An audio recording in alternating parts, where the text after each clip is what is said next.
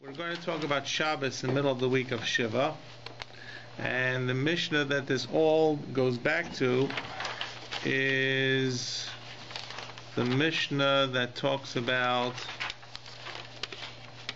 Yom Tovim, and it says in this Mishnah, Shabbos Olev V'Eino Mafsekes. Way at the beginning. Where is it's on your Testament Aleph, correct? The second half of the page, and in the middle of the page it talks about Kovers Meso Shlosh Yom Kovnel Regal Batla Menach Zera Shiva Shmona Batla Menach Zera Shloshim. So we already discussed that we don't possibly exactly like this Mishnah. We don't need 3 days, as this Mishnah says, to create enough Shiva that the Yontif would terminate it. We hold this even Shoachas, and the same thing. However, the continuation of the Mishnah is Mipnei she'amru Shabbos ola ve'ena mafsekes regalim mafsikim ve'ena molim. That Shabbos is part of the day and doesn't break, does not mafsik the count, and regalim Yom Tovim mafsikim ve'ena molim. They break the count, but they're not considered part of the actual count itself. We'll actually see as we go continue that's not really true, that actually sometimes a regal counts as equal to some of the days. So that you'll see that it stops the Shiva. It stops the Shiva. It stops the Shiva, but it would be continuing in terms of counting the Shloshim afterwards. So it counts as parts of the days of Shloshim and maybe even more.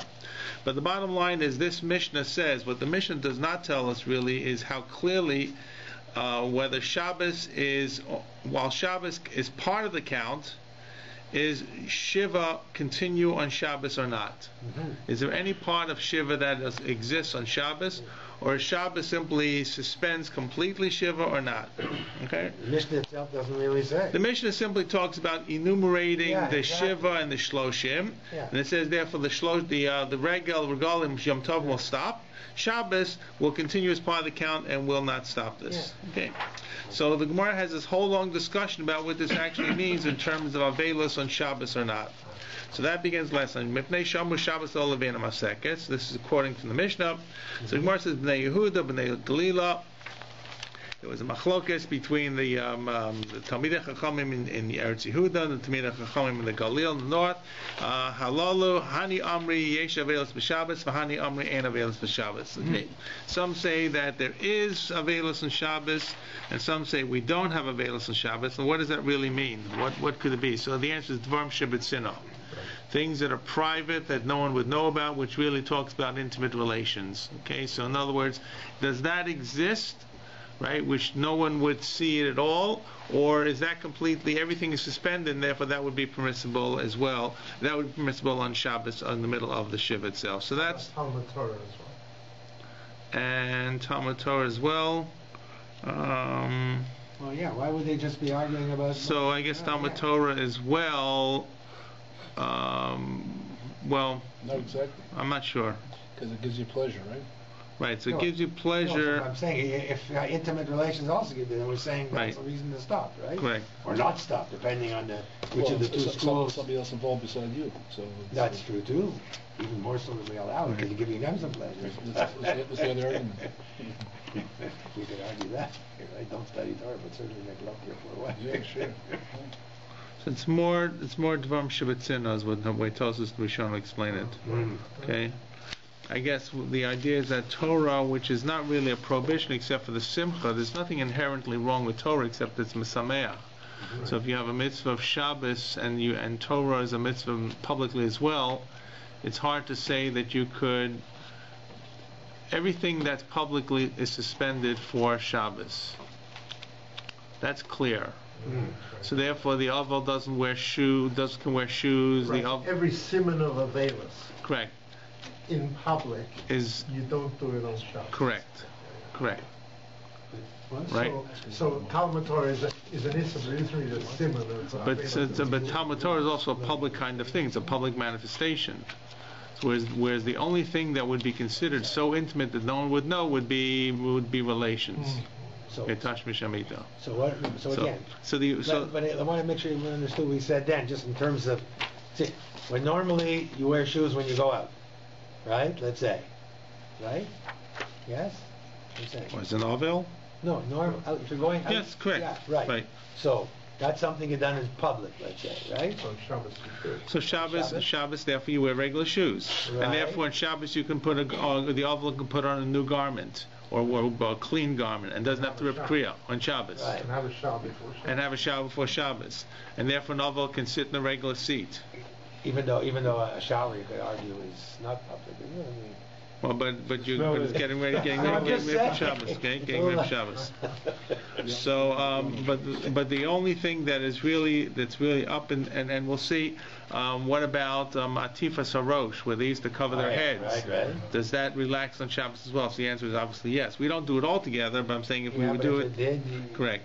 The Oval goes out of his house. He's not at home for Shiva. So all of these are public manifestations that are public existence that doesn't really carry out the laws of Shiva. Okay. An Oval, by the way, does not get an aliyah, right? Even on Shabbos. There's a Tosfos, I can't remember where it is, or about Rabbeinu Tam. Apparently, every Shabbos got shlishi, and when he was novel, he said, "You have to give me shlishi because if I don't get shlishi, then it's avelus b'farhesia, and there's no avelus b'farhesia." So, very interesting. so how long does the prohibition last for the week of Shiva? The week of Shiva. Just Shiva.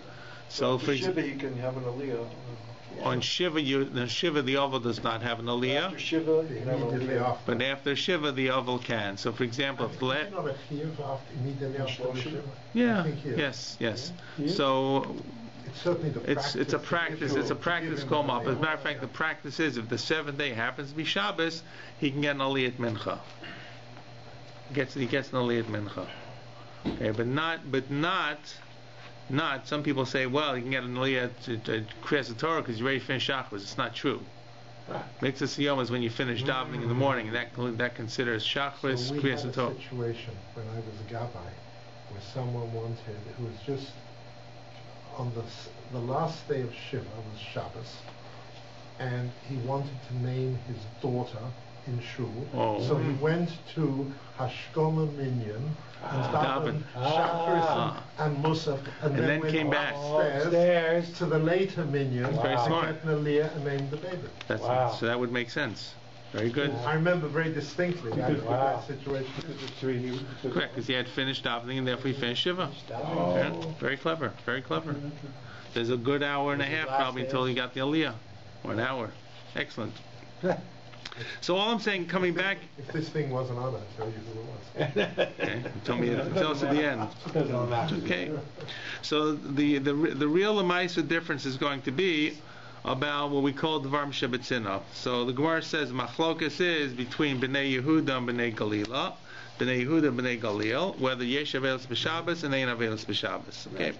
Now, once again, you've got to go back to that line in the Mishnah. And this is where it's trying to base itself on.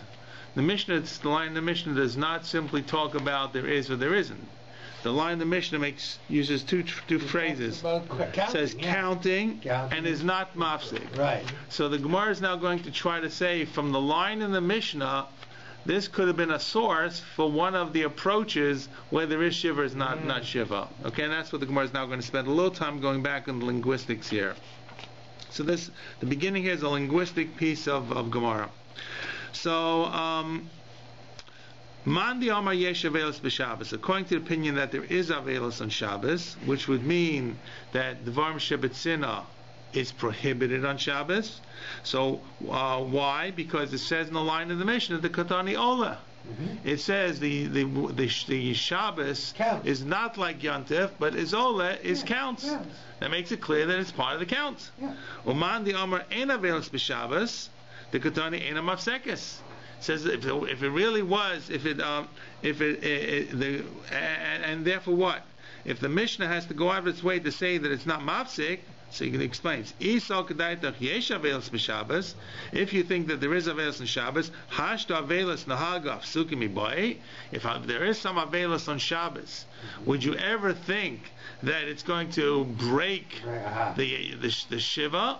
It can't. It's still part of Shiva. Must be the fact that the Mishnah had to go out of its way to say it doesn't break it, means to say that even though Shabbos itself is not considered at all Shiva, the Shiva is completely removed totally, including everything, but nonetheless Eino Mafsekes. That's the diuk that the opinion makes. Obviously, the first approach that there is Avela says Ola. Right. We have to explain that in a moment. The second opinion, which says it's not part, there's no Shiva, is the second half of the sentence, which says Eino Mafsekes. Once again, Eino Mafsekes. Obviously, if there is Shiva on Shabbos, so would you even think there's going to be mafsik? It must be that there's no Shiva on Shabbos, and nonetheless it's not mafsik. It's in complete suspended animation, 100%. So the Gemara says, Ve'elahad Katani Oleh. But you, who the second opinion, which says Ein Avelos b'Shabbos, but didn't the first half of that line say that it's Ola, it's considered one of the 7 days? Yeah. So the Gemara's response is, I did the Gobay Lemisna Seifa Einam Olim Tana Reisha Ola. The fact that the Mishnah's line is about Shabbos vis-a-vis Yantif, and it wants to say for Yantif that Yantif is not Ola. So it says Shabbos is Ola. So in other words, so it's saying Ola not to emphasize that it's one of the 7 days. Right. There's still a Shiva going on, but that the count is still going on. It's complete suspended animation. Not like Shantif, which breaks it completely and never counts it. It's counted as one of the days. But there's no Shiva altogether. It's complete suspended animation of Shiva, including even Devarim Shabbatzina. Oh, Ola looks like it means you're counting something exists. No, it's only using the term to contradistinction to Yantif, which is Mafsik and not Ola. And the Yantif line is really emphasizing the Mafsik as opposed to Shabbos, which is not Mafsik. So it says Yantif is Mafsik, and it's considered suspended animation. It cuts it finale. Where Shabbos is suspended animation. Right. But when it's suspended, it's completely suspended. So even Ola can mean that Shabbos completely suspends and removes all Avelos for that 24-hour period. So that's Ela Katani Ola. Aidik Devarim Mishnah Seifa Einam Olin, seeing that the next line talks about Einam Olin, which is Fiyantiv Tana Reisha Ola. Okay. So now the Gemara goes back to the other side. Uleman di'ama yesh avelos b'Shabbos katani einam afsekes. So when we talk about Shabbos, we said Shabbos doesn't break. When we said Shabbos is going to be counted. Shabbos is ola and einam afsekes. And if you say it's mafsik, right. So according to the first, it goes back to this. The second opinion says Ein Avelos b'Shabbos, because if you would say there is Yesh Avelos b'Shabbos, would you ever think to say that it is Mafsekes, that it has to say Ein Mafsekes? Go back to the fourth line here. A few before there, yeah, remember? Go back to the third line. Man di'ama ein avelos b'Shabbos the katani ein mafsekes. So Isal kedai doch yesh avelos b'Shabbos hash avelos nahagav sukim ibayle. If there is avelos, would you ever think it's mafsekes?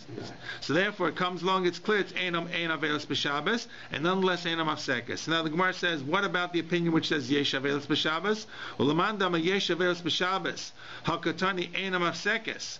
If there is avelos b'Shabbos, would you ever think that it's mafsekes, that the Mishnah has to tell me Eina mafsekes, which is what the proof of the other opinion was back in the third and fourth line on the top of the page. So Gemara says, Mishum the Gobay Lemisna Seifa mafsikin, Tanaration mafsekes. No, it's really mafsekes is not a chiddush to tell me it's not mafsekes. It's seeing that it used it for Yantif mafsekes, it used the same term for Shabbos. So in other words, you really can't prove one way or the other from the Lashon of the Mishnah. The Mishnah is really using Shabbos as a foil against Yantif. Right. Okay? So that's the end of this piece in terms of what they thought it goes. So the only one who really has an ironclad case is the first opinion, which says Ein Avelos b'Shabbos, says when it says Ole, it means the opinion that says Yesh Avelos b'Shabbos goes back to the word says Ola and interprets Ola literally. Exactly. Correct. Okay, now the Gemara tries to connect this to a brisa. The brisa is a little long-winded, and the question will come up at the end. So far, will you agree that I don't think you can really conclude absolutely From the line in the Mishnah, you can't prove one way or the other. Exactly. Right? And quite honestly, it's clear that these traditions are not going to be based upon a line in the Mishnah. Right. They obviously had certain traditions based upon Bnei Galil, Bnei Yehuda. By the way, I believe we paskin that Shabbos we are noheg, or the Avel is noheg, not to engage in Devarim Shebetzina. Right. So we say that Shabbos, we're taking the opinion that there's Yesh Avelis B'Shabbos, except that Suspended completely. Wouldn't it? no, Yesh? Shabbos suspends public exhibitions, right. But the private exhibition of Shabbos, the private exhibition of Avelis, which is really Devarim Shebetzina, which is really Tashmish Amita, the prohibition still exists on the Shabbos of the week of Shiva. That we paskin that's not suspended. Right, but the question is, should you wear shoes in your house when you come back to your house? Not really. So the answer is yes, because people can walk into your house. I don't not sitting chair. I don't walk into my house. Go ahead. I don't know. But actually, exactly the point. People come to your house. You go to someone else's house. Anyway. Right. Devarim Sheva B'Farhesia doesn't mean you have to be only in shul. Even in your house, you sit in the chair. Avel sits in the chair in this house. Right. Okay. Now, which chair is it? Guys, he doesn't. Sits on a regular chair. Regular chair. That's what I'm saying. So again, that only argument can be in case somebody comes, right? Because otherwise, for sure, you shouldn't. Because that's not what I asked you. I'm saying. Correct. What you're saying is somebody might come. Well, we're interpreting this, and really the only thing that would exist, the only prohibition that still exists during Shabbos, which is called Dvarim Shebetzina, is intimate relations, which no one comes in on. Okay. Everything else is suspended. However, it's suspended only as part of the public exhibition of the Avel, who does not carry out Avelis out completely on Shabbos at all, except for that one exception. Okay.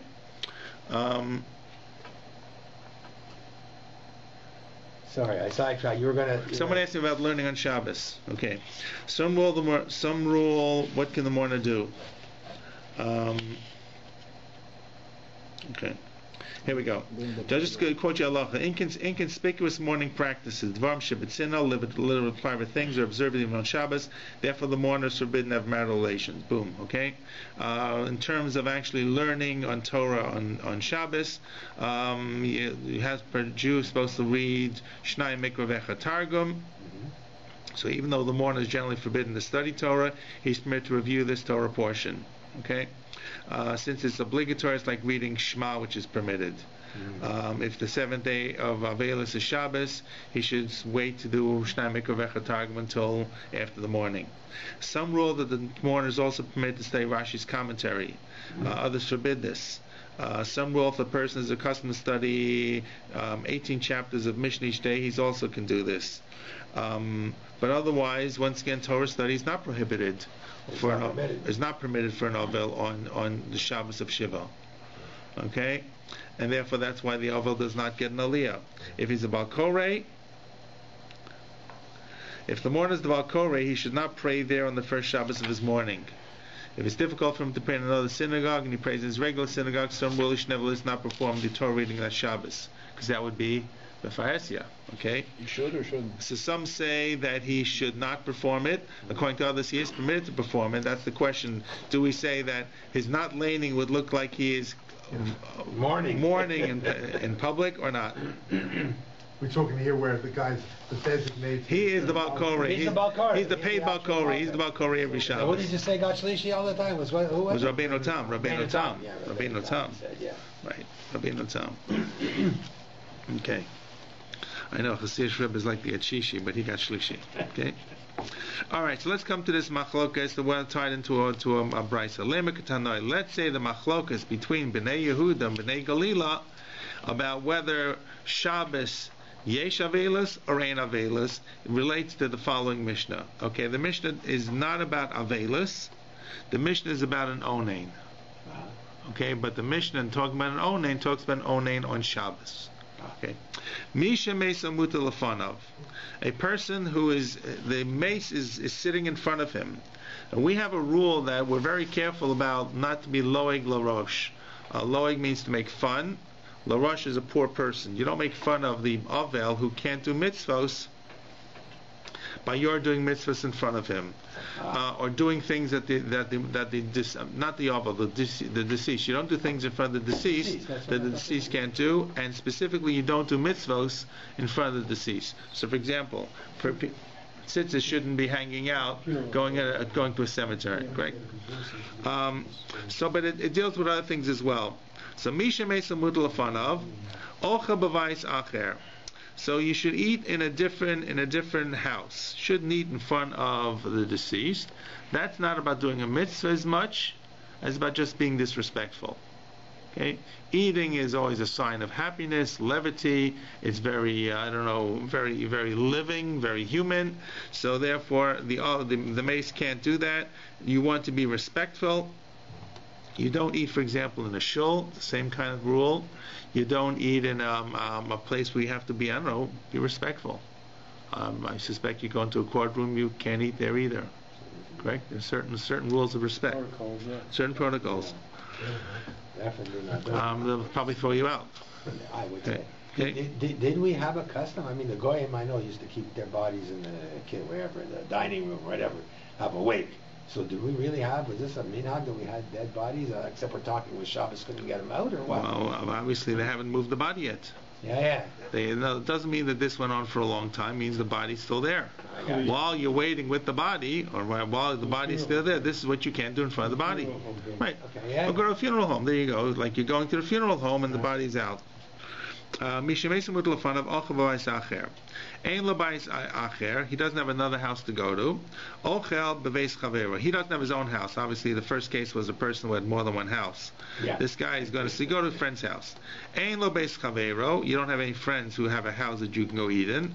So at least you put up a mechitza sar tfachim. A sar tfachim is about we'll assume 40 inches. Mm-hmm. Okay. So, which is this is probably about 27 inches. So we'll assume 40 inches is about, here or so. Okay? 10 tefachim. Each tefach is approximately 3.8 inches. So consider 40 inches. Right. Roughly. Okay. A little over 3 feet. Right. Whatever. Not too high, but maybe the maid was on the ground.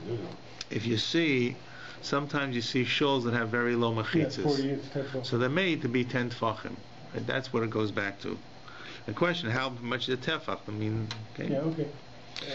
So, ein lo davar lasot mechitza. What happens? This is such a situation. You don't have a friend. You don't have another house. And this, you don't have wood to make a mechitza. So, machzir part of the ochel. And you turn away. Okay. So the Bryce is giving you eitzes what to do to try to decrease the sense of levity that happens when you're eating, and especially the mace can't eat. The mace doesn't consume. The mace is deceased, is inanimate. You are living. We live to eat, or eat to live, right? And so forth. So one is you have to turn around. Okay? It's not like you don't see it, but there's a sense of kind of like. Oh, this is in the extreme. You can't do anything else. Right. Okay. And you're hungry. You have to eat. The eino mesiv v'ochel. And you don't do heseba. This is something that we just got over at the Seder. Heseba was a sign, of course, of freedom, positiveness, levity, happiness. So you can eat, but you can't do heseba. This is not a Pesach story, by the way. This means they did heseba all the time, right? So for the days of the Mishnah, or days of the Beis Hamikdash, I should say, the 4 questions were a little bit different. Right? They did not have the question about Kulan and Masubim and all the nights we don't recline, because they are reclined every night. Yeah, had less of a 3 or something. So that goes out. The Masubim goes out. That's basar or something. Right? And what comes in is basar tzli, that they ate tzli only that night, which was the Korban Pesach. So that's how they flew. The questions were a little different. So ve'ein ochel basar, and the onin does not eat meat, which by the way is a rule for an onin should not eat meat. And that's not only if the body's there, even if the body's not there. Ve'ein shos yayin, the onin does not drink wine. It's also halacha for an onin. Ve'ein mavarech, and he doesn't.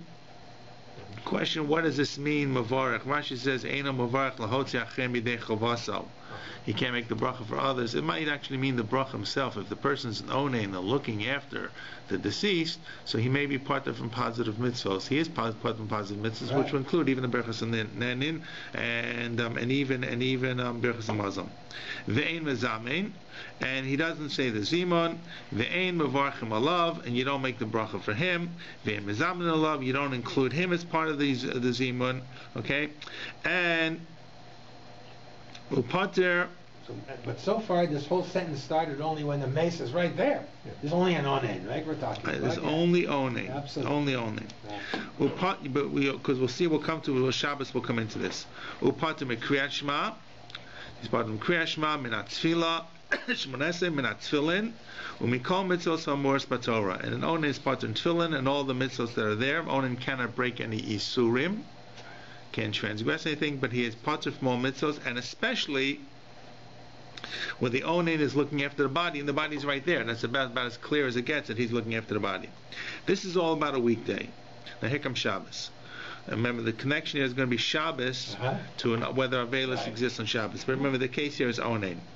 Ubeshabbos meisiva ochel. On Shabbos, no, he can do haseba. There's not too much he can do with the body on Shabbos because the body's muktzah. So if there was such a situation, the body is there, right? And even though he is in the state of aninas, once again it's Shabbos, he drinks wine, he eats meat, okay, so he does all the mitzvahs. He's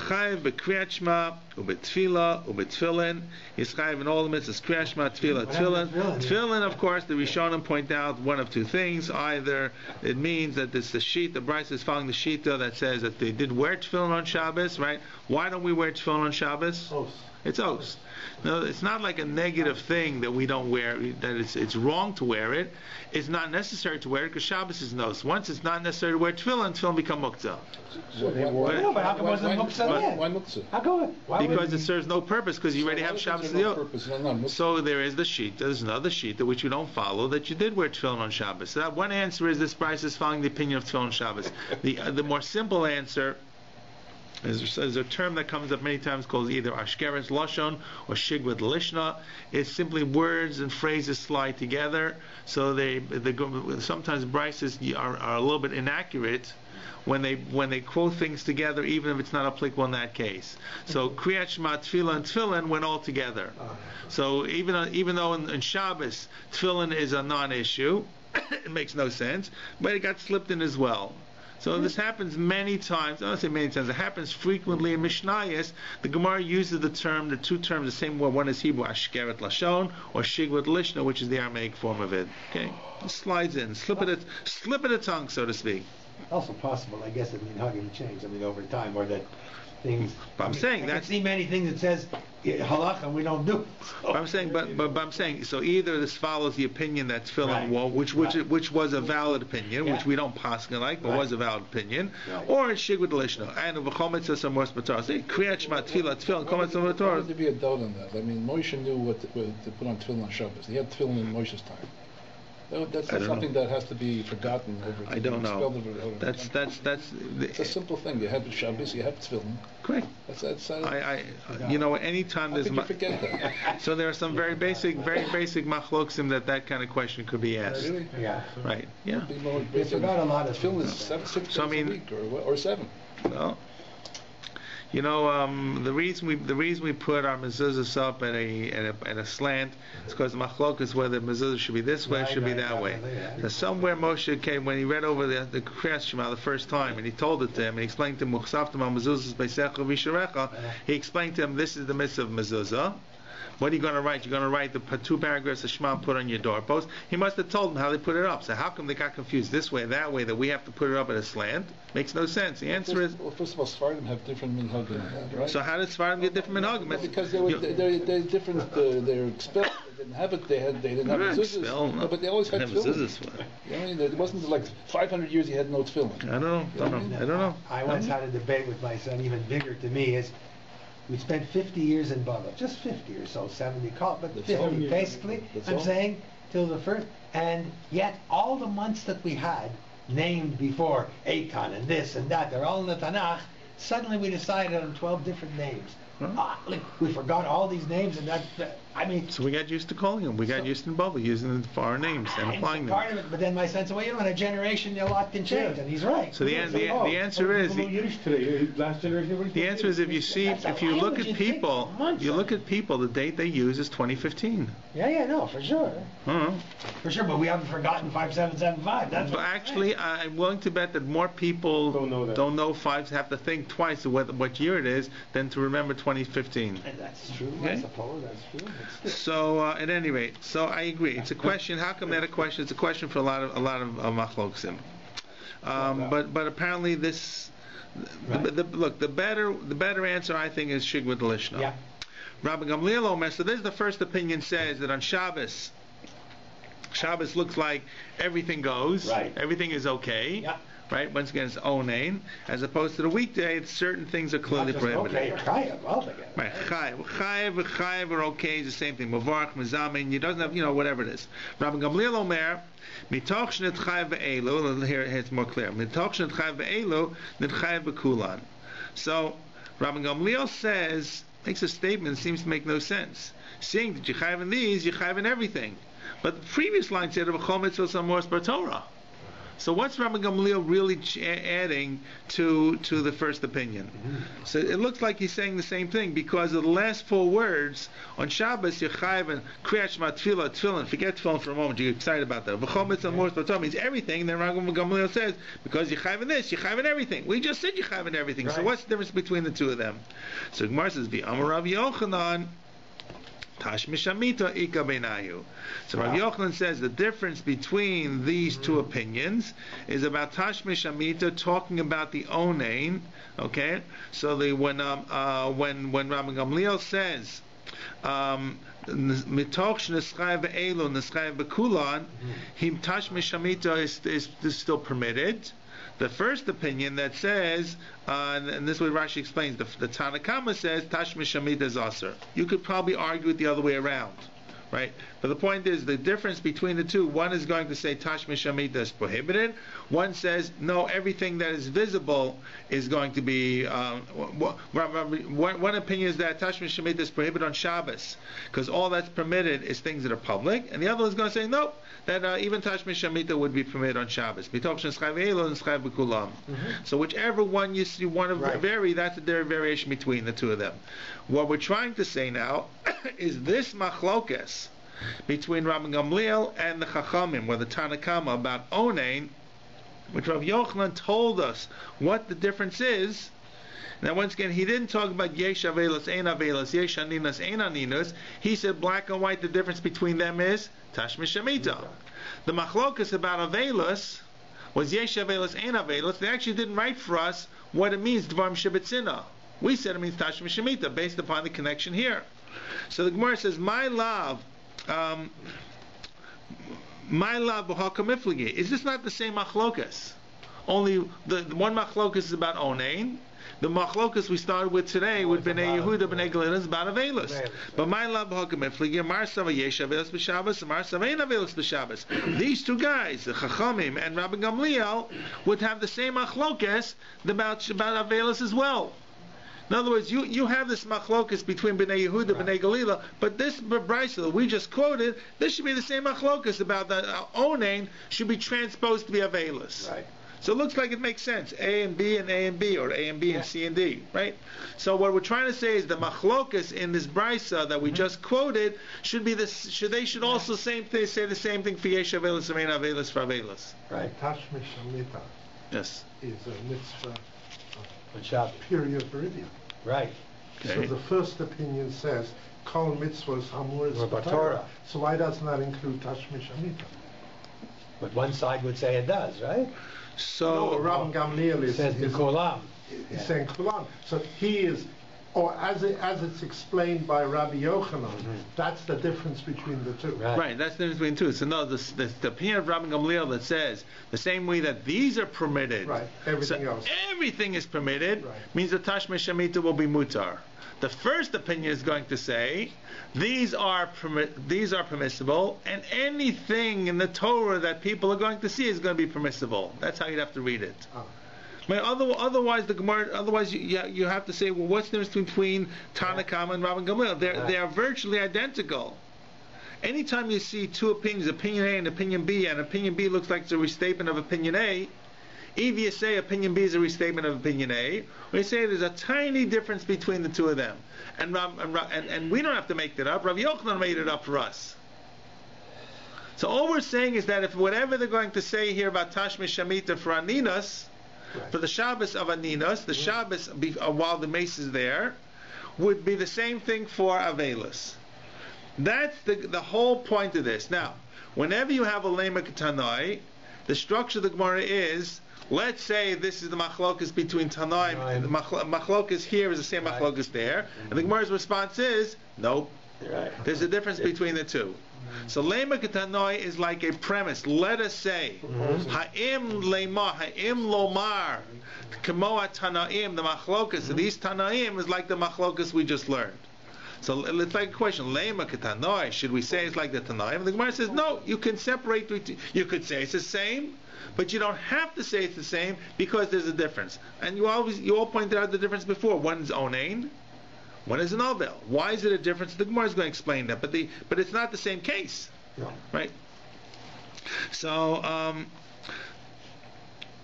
the Gemara says, Mimai, I'm 2 lines in the bottom. Everybody with me? Yeah. How do you know that the machlokas between the Tanakama and Rabban Gamliel about Onain is going to be applicable for Avelis? Dilma ad kan lo kamar Tanakama hasam el mishum the mesa mutalafana. Maybe the Tanakama would say that the Tash Mishamita is prohibited because even though it's Shabbos, but the mace is still there. Right, exactly. So I'm only going to let him celebrate Shabbos that he needs to celebrate Shabbos. That is overtly Shabbos. Tash Mishamita, which is so intimate, is still going to be prohibited, especially because the mace is there. Right. Everybody recognizes there's a great amount of solemnity when the mace is there, regardless of whether it's Shabbos, weekday, or Shabbos. Absolutely. So if the mace is there, how are you going to say that you're going to be involved in Tash Mishamita while the mace, that looks like the ultimate levity. Absolutely. While the mace is lying there. So disrespect, levity, lack of sensitivity. So some of you are going to say it sounds morbid, right? It sounds perverse, right? So therefore, the Tanakama who Rabbi Yochanan is suggesting says Tash Mishamita is prohibited for the Onain on Shabbos, but maybe for Avelis, he wouldn't say that. So that's the first approach. Dilmat kan lo kamar Tanakama hasam el mishum de mesa mutlafanav. Aval hacha, but hacha is Avelis. We start top of the page. Aval hacha, the ain mesa mutlafanav lo. But he wouldn't say that it is prohibited. Maybe it's permissible. That's one side. Now we got to take the second side. We got to show you that really the machlok is completely unrelated. And the other side, v'ad kan lo kamar Rabban Gamliel hasam. The Rabban Gamliel says ostensibly that Tash Mishamita is mutar. Okay, but Tash Mishamita is mutar when? Before you start Avelis. Right. Is there really a prohibition about an Onain engaging in Tash Mishamita? It's not that clear. Right? In other words, what we find there are certain prohibitions of Aninos that are not applicable to Avelis, and vice versa. For example, the prohibition of Basav Yayin is strictly for an Onain. Okay, there's no prohibition for an Ovel for Basav Yayin. The idea of sitting on those stools, right, not wearing shoes is for an Ovel, is not for an Onain.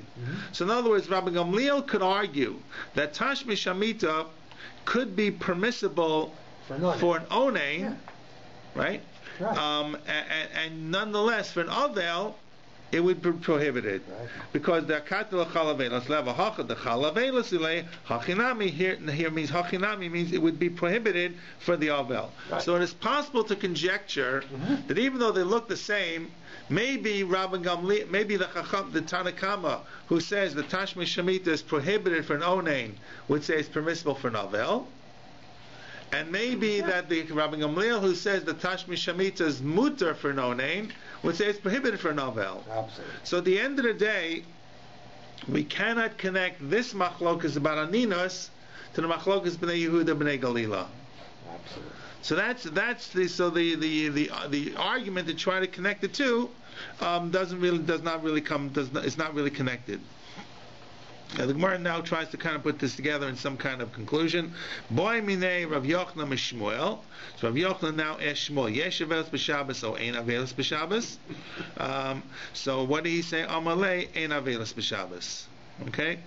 So he says ein avelos b'Shabbos and ein avelos b'Shabbos. So that's a very clear statement. His view is clear. There's no side by the shop. Right, except that we do paskin yesh avelos. We do paskin that it's prohibited for having tashmish shamita on even on Shabbos.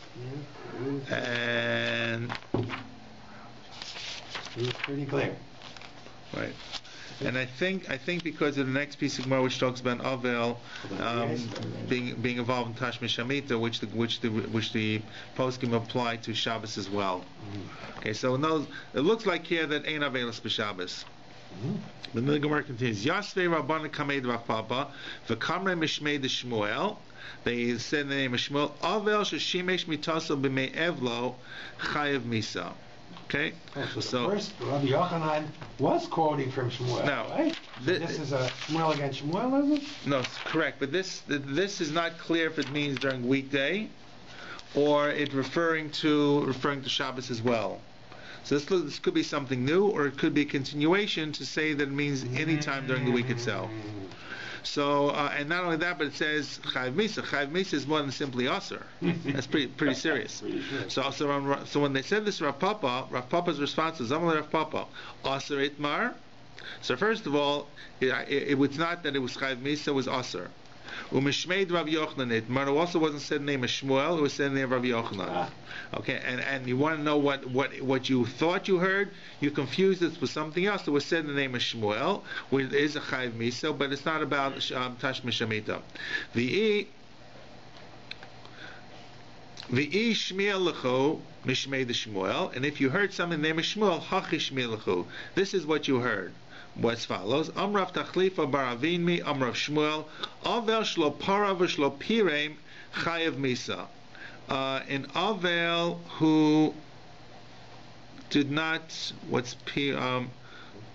Param Pirim. Is your hair param? Right. If he didn't let his hair, knows he cut his hair. Pirei means you don't let the hair go wild. Lo pirei is not to let the hair go wild, which means you cut the hair. Lo pirei means he didn't rip his clothing. So an avel who took a haircut, didn't let his hair go wild, or did not do kriya, chayev misa. So why? That sounds once again strong. The shenema rashichem al tefro bigdechem lo sefrom v'lo samusu. This is about Bnei Aaron in the beginning of Parshas Shmini, which says that you will not let your heads go wild, and you will not rip your clothing, v'lo tamusu, and you will not die. So the drush is not that if the Bnei Aaron were to do in the base of Mikdash, they would die, but if someone else were not to do it, ha'acher shlo par v'lo shapirem chayev misa. Okay. So everybody would die? Specifically about that case. You're right. How do they push this onto everybody? Okay. It's just not right. You're right. So Tosa says you're right. Second Tosa, Afagav, the Pasha, the Kra. Right. The Pasha Pshah of the Pasuk is not about that. The ha'acher porea poreis from heim yasu yamusu. That someone else should be doing this, and who's the yamusu referring to? The Bnei Aaron in the Beis Hamikdash, in the Mishkan. So nonetheless, Tosa says niradas smachta b'yalmahu. Tosa says you're right. It's not really a pasuk. It's simply a connection, but it means it's just kind of some kind of drush that's really not connected to the pasuk. It's the next parsha. They drank the wine, the two sons, and the fire came down and destroyed them. Correct. Okay? So it's specific to them. No, it's actually it's about the remaining sons. No. I know, but I mean it's a kohen situation. Correct. It's not a Yisrael drinking More wine. you're right. The pshat is that God is saying to Aaron, you and your sons are not going to follow the normal practices of Avelis, which is that you let your hair go wild and you're not shaved. right? And you're not going, and you're not going to follow normal practices to rip your clothing. Right. You and your two remaining live sons who are in the base of Mikdash in the middle of consecration are not going to do that, because if you do that, you'll die. But how do you get from that to this? You don't. I agree. So the Tosafos says you're right. It's not a real drash. It's simply looking for some kind of remez, some kind of hint, some kind of asmachta. You're right. It sounds extremely harsh. But the bottom line is what we want to say here is that the idea of an avel who is going to be involved in tashmish shamita, that's not chayiv misa. Whatever the prohibition is, whatever the prohibition is, that's asur. Chayiv misa, if anyone ever said chayiv misa, it wasn't Shmuel, it was Rabbi Yochanan, or because Shmuel said something else. Shmuel said chayiv misa in terms of not hair cutting and so forth. It's extremely harsh. I agree. No, but even then, whether you thought that was halach or you didn't, the point they're trying to make is he considered it serious. Obviously, and he certainly thought it was something he shouldn't do. Right. Correct. So whether he get killed or not. Why exaggerate? Well, that's the way they were in those days. Exaggerated a lot. That's the way it was, and one thing that's being across the point. No, we know that if things really were chayav mita, they never killed anybody. Okay. Now, so we're going to get back into tashmish hamita. Okay. Amar Rafram bar Rav Papa. Amar Rafram bar Papa. Tana ba'ava Rabasi. Okay, Ava Rabasi is what is called today Masechet Smachos. Okay, there are printed in the end of Seder Nezikin a number of what are called Masechtas Ketanos. These we believe are very late, or at least the way they're redacted as we have them are post Ravashi. They're from they include brises and pieces much earlier, but the format itself is a much later format. They look like Mishnayos, or they look like a Tosefta brises. There's one Derech Eretz, Masechet Derech Eretz, Masechet Sofrim. Okay, so and Masechet Sofrim has laws that may apply to a writing in Sefer Torah.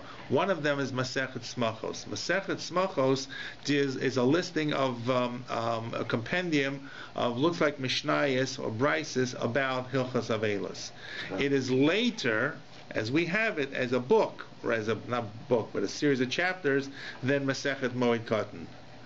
Here, apparently, they're quoting an early form of these kind of brises. Masechet Ketanot, you say? No, of Masechet Smachos, right? Because Rashi defines Avel Rabasi as what he calls Masechet Smachos. Right. So whether it's our Masechet Smachos or refers to another earlier redaction of a list of laws or brises or Talmudic statements or Amoraic statements about Avelis, that's what it was. It's called probably Ava Rabasi. There probably may have been two books, Ava Rabasi and Ava Zutrasa. Right, there's a bigger book, a smaller book, larger and smaller, because the Ava Rabasi means a larger volume. This after Basra? It's printed after Masechet Avodah Zarah, in the back of Masechet Avodah Zarah. So there's a whole bunch of them. They're nice to read. I mean, but we don't. For example, they don't include them in Daf Yomi. You'll see they're not. And you read them, you get a sense you're reading Mishnayos in many cases. I'm saying it's significant. In fact, because there are sometimes laws that are not found easily in the Gemara, so many times people can refer to them. However, you need to understand, in terms of it being put together, it's authoritative. It just may be the form we have is later than the Gemara itself. So Tana Bava Rabasi, so it's either this Masechet Smachos or its precursor or another form of brises that existed about Hilchos Avelos. So he's quoting from this compendium. Avel Asur L'Shamish Mitasa B'mei Evlo. So once again he comes back, he says an Avel may not, he used the term here Asur, doesn't use the term Chayiv Misa, during the days of his Avelos. And the Chiddush is, they actually quote a story. Umaysa bi'echad sheshimish mitasa b'mei evlo. And was a person who actually was involved in marital relations while he was an Avel. B'shamtu chasirim es kviyaso. Okay, now this is... you have to understand what it means here. There are two interpretations. Gviya actually can be like a body. Right. So it means that, in other words, when he died, wild boars came along along and snatched the body. Okay, and that's the G version of this stara. Okay, the other term that is used, the term Rosh HaGviyah, which means like the head of the body, is a term that's used in Shas to refer to the crown of the penis. Okay, that's the term that's used. It's a euphemistic term, the head of the body, so to speak. Okay, so some of the Rishonim would say, Rashi brings a second opinion when it says that the Chazirim came along and they snatched. That's the part of the body they snatched. Okay, in other words, the body.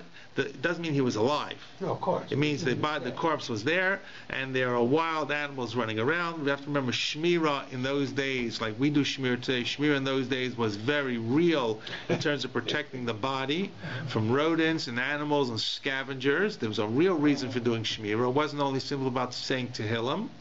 Shmira had to be done. That's where our custom of Shmira actually comes from, to protect the body. While you're there, if you're sitting in the room and you don't have to look that carefully for the lions or bears or boars coming by, you say Tillim should be explicit with neshama. But I'm saying, but the idea of Shmira really was a real thing. So it means that they saw this as a sign of divine displeasure for this sin. No, he was already dead. Well, in other words, it doesn't mean he died right away. No, of course. It means when he died, this happened, and they began to reach it. And all the stories kind of circulated and so forth. But how about 10 other times it didn't happen? You know what I mean? First of all, how did everybody know that he was having intimate relations? That's correct. Question you could ask, that's right? a better question. I mean, that's another story. I'm just saying that this happened to so and so. Well, how about 50 times it happened? Other guys that didn't keep Shabbos, they would call all kinds of stuff. Nothing happens to them. You're right. We pick the one case. What happened? So therefore, we got to make a rule on this. So the better. We do know what you mean. Believe me. Right, but the better question is. This doesn't mean that he sat Shiva, and then the next week he died. He sat Shiva, right? 30, 40, 50 years later, in old age, he passed away. Everybody and this event occurred. And this event, you gotta remember, something like this happens, it stands out. People say, oh, that's a divine sign. Because why specifically this body? So they begin going back to try to understand what kind of sexual sins could a person have had. During Shiva for a year. Okay, so that's, I don't know how they know or how they don't know, but that's really where this comes from. Okay. So they brought it. So I suspect that the reason that in terms of why Tashma Shemitah is prohibited, even though if you look from the way the Gemara presents it initially, it looked like Ein Avelis b'Shabbos. You see there's a certain severity that the Gemara seems to present, and it doesn't differentiate whether it's Shabbos or weekday in the other situations. Okay. It's like you said, it seems to be a tradition or whatever. Correct. Okay. Now we'll begin the next piece. Next piece, Gemara talks. Actually, we're dealing with Shabbos, and some things, the Avel has to show that he is carrying out not Avelis in Shabbos, and some things he could not. Okay, so the Gemara describes them. Amar Shmuel, Pachas Chova Neser Rishos. This is obviously an abbreviation. The following three things the Avel must do or must show that he's not doing on the Shabbos, and the next three he can or cannot if he wants to. What is Pechet Zayin? One is Priyat Harosh. Priyat Harosh is that they would this is Atifas Harosh, that they would cover their heads and the covering of the head. You think of this as, Here's what he shows. Covering all the way down. Of Yishmaelim. Yes, it's like a terrorist, like the people like they would dress. I mean, where they take the turban and take the thing and shmat it all around their heads. So it would go all the way down, all the way up. But Atifas HaRosh was really a sign that you have to understand the symbol. Symbolism is the Avel is minimizing himself. So he's covering himself up. He doesn't want to be seen. He doesn't want to look at people. He doesn't want to feel good about himself. So when you feel good about yourself, you kind of buff yourself up. So therefore, the head was covered completely. On Shabbos, he has an obligation to do the opposite. Instead of Atifas HaRosh, Priyas HaRosh, uncover his head, like everybody else did. So that's an obligation. That's pay. Next one is the Ches is Chazaras Kerel Achorav. So the garments today, the Nava will probably wear a new garment for Shabbos. But if the Avel's only got the one garment, the garments in those days were much multi-purpose. So they put the rip in the back. So the rib was not visible. So Chazaras Kerala Chorav. And the Zayin for Pachas. What's he's supposed to do? He's supposed to do that? He's supposed to put it in the front or the back? The garments of Shabbos those Shabbos you put in the back. The Shabbos is not supposed to be visible. The rib should not be visible. All I'm saying today, where we have so many clothes in our wardrobes and everything, and more importantly, you couldn't take the kriya that we do and turn it around, because our garments can only be worn one way. But if so, in such a case, the Ava wears a new garment. It would be very inappropriate for an Ava to come to shul with kriya, right? Sometimes, once in a blue moon, you see people who are not used to coming to shul, they don't know that. They come Friday night. But really, the Ava is not supposed to come in with the garments of kriya. So that's the ches. And the last one is the kifa samita. So we pointed out in the days of the Gemara, the days of the Mishnah, they would turn their beds upside down. Right? The bed was righted up. So these are the three that he has to do. So what about Shabbos? On Shabbos. He turns upside down on Shabbos also? No, the other way. No, he turns the right side up. The right side up. Turns the right but side he better up. not get into bed with his wife. Right. But that's separate, correct? That's separate. You're right. So and remember that we pointed out that the mita may have actually been also referred to the way they sat on things. It was a multi-purpose kind of sofa or bed, whatever it was. So the fact that it's turned right side up means the person is also sitting. A futon. Correct, like a futon, but he's also sitting on this futon, bed, couch, sofa in a proper way. So it's indicative, by the way, that for us who don't do this, means the oval doesn't sit on the floor on Shabbos. That's the extension, by the way. Right? The oval may not come to shul on Shabbos and decide to sit on the floor or in his house. It's just wrong. So those are the three. That's Peichad Zayin, and then we come to the Rishus ones, which are Nilat Sandal. So all of these are Chova. Right. Now we come to the next week that are Rishus. The Ilas Sandal. Okay, Nilas Sandal means he doesn't have to wear shoes. So an Ovel wants to sit, for example, around this house, wants to take his shoes off, that's fine. You don't say that, you have to wear shoes on Shabbos to show that you're not an Ovel because you davened the whole week and sat the whole week without shoes on. Forget running shoes. Let's talk about stocking feet and shoes. So you can wear shoes, not wear shoes. Then we come here, and according to, I guess the Gemara says, Tashmi Shamita, the Gemara says, I guess the saying is Rishus. Absolutely. Okay? But they're saying you can do it. So it looks like solve the problem. So I guess so. I guess the Gemara is now saying that it has this side now. And Rechitzas Yadayim V'Raglayim B'Chamim Arvis Rishus. And you can wash in the evening, as you get to the beginning of Shabbos, you can wash in warm water. You can get ready for Shabbos in terms of washing your body and the extremities in warm water, which the oval cannot do for Shabbos. And so those are the 3 and 3. And then let's see how far we can go. We assume he's talking about Shabbos, even though he didn't use the word Shabbos. It doesn't mean Shabbos. Doesn't mean Shabbos. Okay. We'll do a few more lines. For Rav Omar Af Priyas Rosh Rishus. Rav says, Priyas Rosh is not necessarily required. You can if you want to do it. In